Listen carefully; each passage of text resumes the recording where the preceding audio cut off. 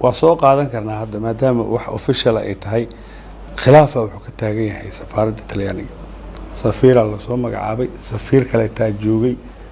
marka mushkiladahaas oo kale wasaaradda Soomaa aha inay xalliso ilaa heer joornaaladii Talyaaniga lagu soo qoray yani ceeb ka weyn ma jirto gudaha uma sii galayno khilaafkooda laakiin waxyaabahaas waa waxyaabaha wajiga Soomaaliya rasmiga ah ee dibadda laga akhrisan karo arintaas aadan ula socda aniga labada dhinac waa la xiriiray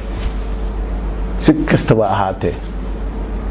waxa waaye habkii loo wajahay aaday u qaldan tahay safiirkii waa loo yeeri karaa recall lagu sameyn karaa ninka la magacaabo hor safiir maaha waa charge d'affair waa ma garatay laakiin ani waxaan qabaa maxdaayta waxaan ku yiri dadka elite-ka isma rabaan Sheekh Ciise safiirka hadda jooga Talyaaniga waa veteran Somali officer nin qarankan u soo shaqeeyay waayo 1975 anagoo aruur yar yar ah ayuu wuxuu ahaa UN-ka ciidanka UN helmet kala dhahay Tanzania borderka iyo Uganda ninka madaxda ahaa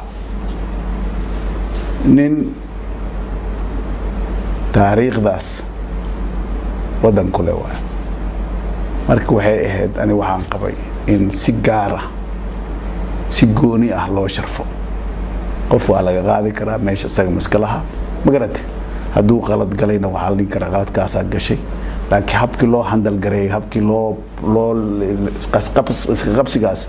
oo joornaalada Talyaaniga dhan ay qoreen waa ila qaldaneed aniga laakiin qaladka wasaaradda leh soo ah ما قالت كوف كورسور وزارة يا حكومة نكاس وزارة إسكاله ها marka waxyaabaha noocaasa ee dhacaya waxay ku dhacayaan waa 4.5 yalla dhigi karaa my 4.5 shaqulku malaha waxyaabaha noocaas dhacay waxa waay maamulay la xiriirta maamulka marka ninka wasaaradda dadka madaxda ka ah ayaa laga rabaa inay culays iska saaraan in waxyaabahaas oo kale aysan dhicin